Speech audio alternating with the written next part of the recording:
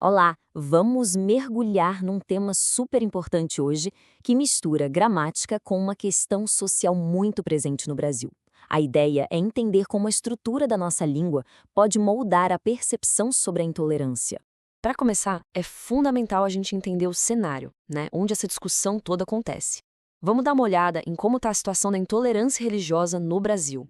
Olha só esses dados do Ministério da Mulher, da Família e dos Direitos Humanos. A gente vê que os números de denúncias de intolerância sobem e descem entre 2015 e 2019, mas o problema, bom, ele continua ali bem presente. E quando a gente olha mais de perto para quem são as vítimas, o quadro fica ainda mais claro. As religiões de matriz africana são, de longe, o alvo mais frequente desses ataques. É um número que realmente chama a atenção. E aí vem um ponto fundamental que especialistas como a Lúcia Xavier apontam. Essa perseguição não é só uma questão de fé. Ela está, na verdade, profundamente enraizada na história de racismo do nosso país. Certo. Então, para a gente conseguir discutir um assunto tão delicado como esse, a gente precisa olhar para a ferramenta que usamos para isso, a nossa própria língua. Como é que a gente constrói as frases para falar sobre isso? Pensa numa frase simples que a gente vê por aí. A intolerância está crescendo. O que essa frase está fazendo de verdade? Qual é a função dela? É isso que a gente vai investigar agora. Bom, toda oração basicamente tem um ponto de partida, um tópico principal. A gente chama isso de sujeito. É sobre quem ou o que a gente vai falar. E tudo que a gente diz sobre esse sujeito, a declaração, a afirmação, a novidade, bom, isso é o predicado. É ele que carrega a informação principal. Então vamos ver como essa dupla sujeito e predicado funciona na prática e vamos aos exemplos tirados diretamente das discussões sobre o tema que a gente está vendo. Olha só essa frase, que é uma afirmação de um líder religioso. Fica bem claro, né?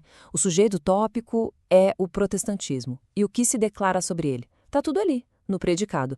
Não pratica intolerância religiosa. Agora, vamos para outro exemplo, com uma ideia um pouco mais ampla. E aqui a lógica é a mesma.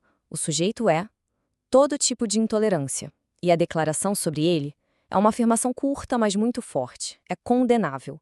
Simples assim. Então, o que a gente pode perceber? O predicado tem algumas características importantes. Ele sempre precisa de um verbo, que é o coração da ação. Ele pode vir com mais informações, uns complementos, e na maioria das vezes ele aparece logo depois do sujeito. O mais legal é ver como essa estrutura gramatical não fica só nos livros. Ela está viva o tempo todo nas falas reais de líderes de diversas comunidades. Por exemplo, ouve só essa fala da Yalorixá, Dora Barreto, onde ela explica a essência da sua fé. Percebe? O sujeito é o candomblé e o predicado tem por princípio o acolhimento. Não está só descrevendo, está definindo ativamente a natureza da religião, construindo uma imagem muito positiva. A gente vê a mesma coisa aqui na fala do Sheikh Khaled.